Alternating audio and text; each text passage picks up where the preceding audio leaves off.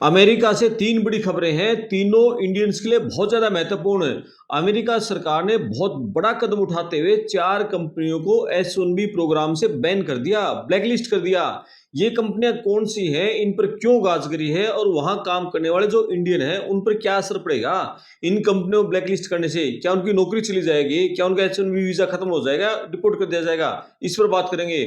दूसरी खबर यह है कि अमेरिका की सीनेट में एक नया बिल पेश किया गया है जिसने हमारे इंडियन प्रोफेशनल में हलचल मचा दी।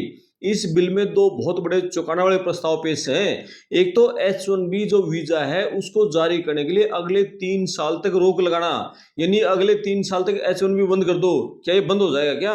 दूसरा, जो वीजा आवेदन की फीस है उसको बढ़ाकर सीधे 1 लाख रुपए करना, जिस पर ट्रंप सरकार को पहले ही कोर्ट से झटका लग चुका है। तो क्या सच में H1B वीजा अमेरिका में बंद होने जा रहा है? इसकी पड़ताल करेंगे। और तीसरी बड़ी खबर, गूगल के 4500 से ज्यादा कर्मचारियों ने एकजुट होकर इंडिया मूल के जो सीईओ हैं गूगल के, सुंदर पिचई, उनको एक एप्लीकेशन भेजी, याचिका भेजी। और कर्मचारियों की सीधी सीधी डिमांड है, एआई ट्रांजिशन के कारण जो ले ऑफ हो रहा है, जो छटनी हो रही है, उसके चलते उनको सिक्योरिटी दी जाए।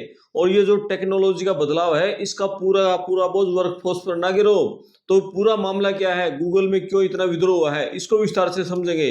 तो पहली बड़ी खबर यह है कि यूएस डिपार्टमेंट ऑफ लेबर ने चार कंपनियों को विलफुल वायलेटर यानी जानबूझकर नियमों का उल्लंघन करने वाला घोषित कर दिया। और ये कंपनियां हैं गोरटेक, रेनोटेक, और एक है सिलोज इंक, और चौथी है शेरवुड एंड माउंट डोरा यानी शेरवुड एकेडमी। और इन कंपनियों पर करीब 2 साल तक के लिए डीबारमेंट लगा दिया, यानी जिसका मतलब ये है कि ये कंपनियां नई H1B हायरिंग के लिए अगले 2 साल तक कोई भी नई पिटीशन दाखिल नहीं कर पाएंगे। कोई H1B पिटीशन अगले 2 साल तक नहीं कर पाएंगे। सवाल यह है कि इन्हें विलफुल वायलेटर क्यों कहा गया?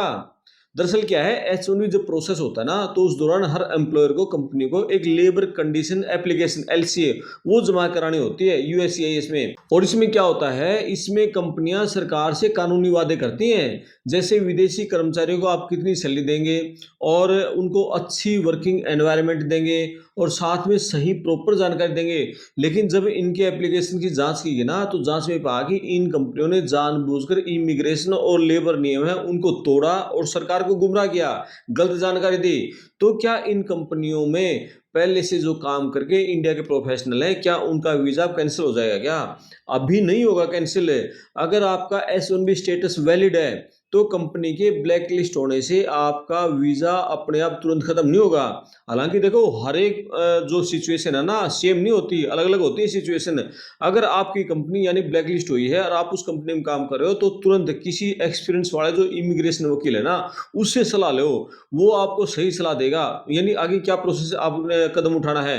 ये पूरी खबर है हमारे इंडिया के IT प्रोफेशनल के लिए बहुत बड़ा झटका है। अब अमेरिका में सिर्फ जो भारी भरकम जो सैलरी पैकेज है ना, बहुत बड़ा सैलरी लाखों का होता है, या बड़ा जॉब टाइटल देकर उसको नौकरी की आमद को ऑफर एक्सेप्ट करने से पहले उस कंपनी का जो कंप्लायंस रिकॉर्ड है उसको चेक करो।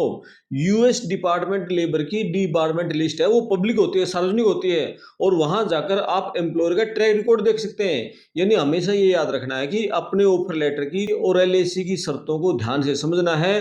कोई भी शक हो, संदेह हो तो एम्प्लॉयर से लिखित में स्पष्टीकरण मांग लो। सोशल मीडिया के अफवाहों पर जाने की बजाय हमेशा जो ऑफिशियल रिकॉर्ड है उस पर ध्यान देना है और उसी पर भरोसा करना है। और दूसरी खबर पर आते हैं, अमेरिका की सीनेट में एक नया बिल पेश किया गया जिसमें दो बहुत बड़े प्रावधान हैं, प्रस्ताव हैं। एक तो यह कि अगले 3 साल के लिए जो नए H1B वीजा है उस पर पूरी तरह से रोक लगा दी जाए, ये प्रस्ताव है। और दूसरा प्रस्ताव है वीजा आवेदन की फीस को बढ़ाकर सीधा 1 लाख अमेरिकी डॉलर किया जाए। तो सबसे पहले ये 1 लाख जो डॉलर है ना, इस फीस का सच जानते हैं। सितंबर 2025 पिछले साल राष्ट्रपति ट्रंप ने एक विशेष आदेश के जरिए जो नए H1B की फीस है ना, ये 1 लाख डॉलर कर दी थी, लागू हो गई थी। और ट्रंप प्रशासन का ये लॉजिक था, ये तर्क था कि इससे कंपनियां जो विदेशी कर्मचारी के बजाय लोकल जो अमेरिका के लोग हैं, अमेरिकी लोगों को नौकरियां देंगी। लेकिन अदालतों ने इस पर बहुत बड़ा टाइट रुख अपनाया। वहां की अमेरिका की अदालतों ने जून 2026 में, पिछले महीने की जो फेडरल कोर्ट है उसमें, और फिर जुलाई में जो सुनवाई हुई थी अभी, उसमें अमेरिकी अपीलीय अदालत है उसने ट्रंप के फैसले पर रोक लगा दी, पलट दिया उसको। कोर्ट ने साफ कह दिया कि राष्ट्रपति के पास ऐसा कोई टैक्स लगाने का कानूनी अधिकार ही नहीं है।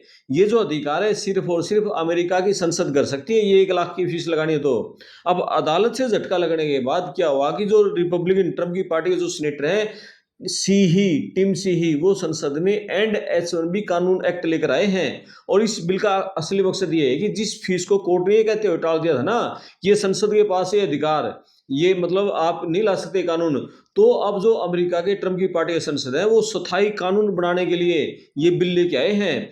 यानी ट्रम्प ने पिछले साल जो अभियान शुरू किया था उसको कानूनी रूप से पक्का करने की कोशिश की जा रही है कि परमानेंट 1 लाख रहेगी, और साथ में 3 साल का जो बैन है वो नया प्रस्ताव भी इसमें जोड़ दिया।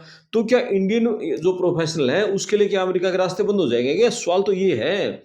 नहीं होंगे भाई, अभी नहीं होंगे। ये जो पहली बात $1 लाख की जो फीस है ना, कोर्ट की जो रोक है, ये अभी लागू है। दूसरी बात क्या है कि जो नया बिल है अभी ये प्रस्ताव है, यानी अभी ये प्रस्ताव है। अमेरिका में ये सीनेट में बहुत सारे बिल आते हैं और कानून बनने से पहले सीनेट की मंजूरी होती है, फिर हाउस ऑफ रिप्रेजेंटेटिव की, फिर राष्ट्रपति के साइन होते हैं, तब जाके कानून बनता है। और कितने बिल आते हैं, वो प्रस्ताव आते हैं, लेकिन वो प्रस्ताव कभी कानून नहीं बन पाते। तो अमेरिका की टेक कंपनियां खुद ये जो बिल है इसका बहुत बड़ा विरोध कर रही हैं। डेमोक्रेट पार्टी वाले विरोध करेंगे, क्या पता ट्रम्प की पार्टी विरोध कर दें।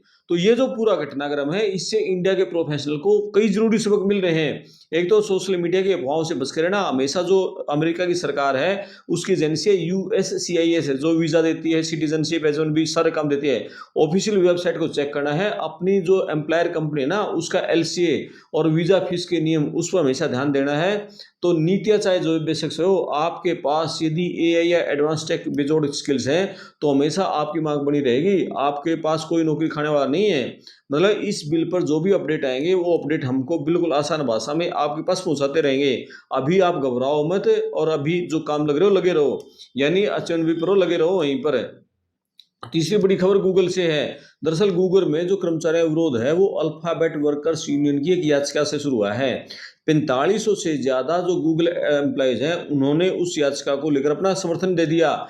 यूनियन का ये तर्क है कि गूगल स्टेम AI पर अरबों डॉलर का इन्वेस्टमेंट करी है और कंपनी की फाइनेंशियल पोजीशन बहुत मजबूत है। इस हालात में जो एम्प्लॉयर हैं उनको नौकरी से निकालना उसकी मजबूरी नहीं है कंपनी की, बल्कि कंपनियां ये बिजनेस मॉडल ज्यादा लग रहा है। भी आप अच्छे पैसे हैं, अच्छा खासा फाइनेंशियल पोजीशन, फिर क्यों कर रहे हो? यूनियन के अध्यक्ष है पारुल कोल, उसने साफ कह दिया कंपनी जब AI से मुनाफा कमाने लग रही है तो वर्कफोर्स को भी अच्छी जॉब सिक्योरिटी मिलनी चाहिए, उसको सम्मान मिलना चाहिए। और कर्मचारियों की मांग है कि फ्यूचर में छटनी होती है ना, तो कंपनी नीतियां स्पष्ट हो जानी चाहिए। इसे बहुत अच्छा बेहतर सेवरेंस पैकेज मिलना चाहिए उनको, यानी अगले काफी सारा पैसा देके तब नौकरी से निकालो। और जो प्रभावित कर्मचारी हैं उनको रीस्किलिंग के लिए एक अच्छे चांस दिए जाने चाहिए, यानी ऐसा नहीं एकदम निकाल दो। अगर हम अमेरिकी लेबर कानून की बात करें ना तो वहाँ की जो क्या है प्राइवेट कंपनियां हैं वो बिजनेस कांड से वर्कफोर्स तो घटा सकती हैं, वो उनके पास अधिकार है, लेकिन ऐसे नहीं उनको सेवरेंस पैकेज देना होगा ये साथ में। हालांकि जिन कंपनियों में यूनियन मजबूत होती है वहाँ वर्किंग कंडीशन के हिसाब से मैनेजमेंट से वो बात कर सकती हैं। और अमेरिका में एक कानून है उसको कहते हैं वार्न एक्ट। वार्न एक्ट जैसे कानून है वो बहुत मजबूत देते हैं एम्प्लॉयज को।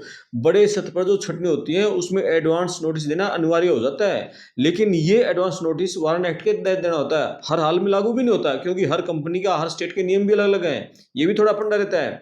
कर्मचारियों की सबसे बड़ी चिंता इस बात को लेकर कि AI और ऑटोमेशन को लेकर धीरे धीरे उनकी नौकरियां जो खत्म हो रही हैं कहीं ये आगे वाले समय में और ज्यादा न बढ़ जाएं। और टेक कंपनियों का दावा ये है कि AI का मकसद है ना हमारा प्रोडक्टिविटी बढ़ाना है, कर्मचारियों की जगह लेना नहीं है। अभी हम कर्मचारियों की जगह AI से काम लेंगे। अब बात करें ये पूरा घटनाक्रम की, ये जो तीनों खबरें घटनाक्रम है हमारे जो इंडिया के प्रोफेशनल है उनको क्या सीख मिलती है? सबसे पहले गूगल वाले बात करें।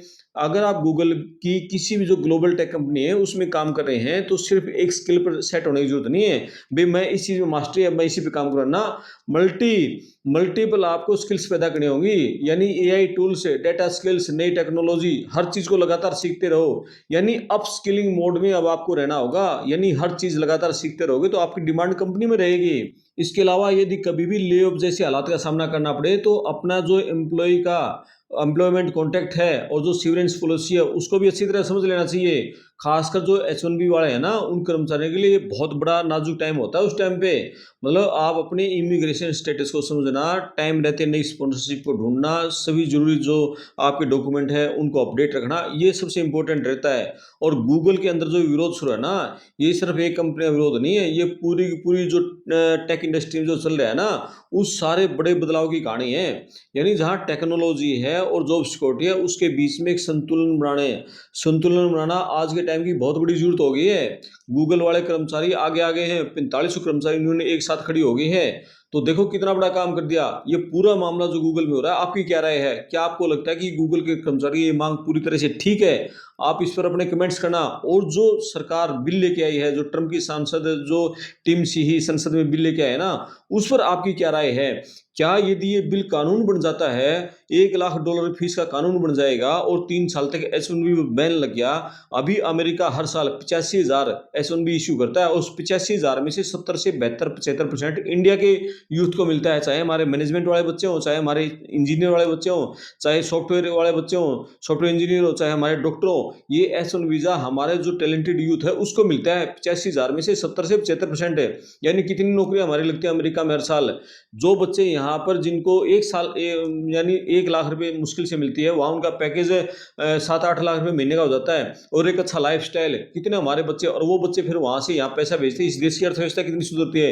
यदि 3 साल के लिए बंद हो गया, $1 लाख की फीस का, एप्लीकेशन फीस का कानून बन गया, तो फ्यूचर में तो हमारे बच्चों के बहुत ज्यादा रास्ते बंद हो जाएंगे। तो इंडिया के खिलाफ एक सोची समझी साजिश भी हो सकती है ट्रम्प की। तो इन सारे मुद्दों पर, और जो 4 कंपनियों को ब्लैकलिस्ट किया है उनमें इंडियन कर्मचारी हैं, अभी उनको डरने की जरूरत नहीं है। तो ये जो ट्रम्प सरकार सख्ती बरत रही है, आपकी क्या राय है? क्या इंडियंस को टारगेट किया जा रहा है क्या? क्योंकि सबसे ज्यादा तो इंडियंस जा रहे हैं ना, इंडियन सबसे ज्यादा जा रहे हैं। अब जिस के मान लिया 2% 5% किसी को ऐसा मिलता है, वो टारगेट थोड़ी होंगे। टारगेट पे वो होंगे ना जो 75% है। इसीलिए सारे रूल चेंज हो रहे हैं और वहां आप देख रहे हो कि इंडियंस के प्रति क्या माहौल है। तो इस वीडियो पर आपके क्या कमेंट्स है? इस वीडियो पर आप अपने कमेंट्स लिखना, वीडियो को शेयर करना, चैनल को सब्सक्राइब करना बिल्कुल मत भूलना, क्योंकि आगे देश विदेश की सारी खबरें आपको इसी तरह मिलती रहेंगी। साथ में जो घंटी वाला बटन है उसको जरूर दबाएं, ताकि अगली वीडियो का नोटिफिकेशन आपको मिलता रहे। मैं आपका दोस्त करमपाल, धन्यवाद।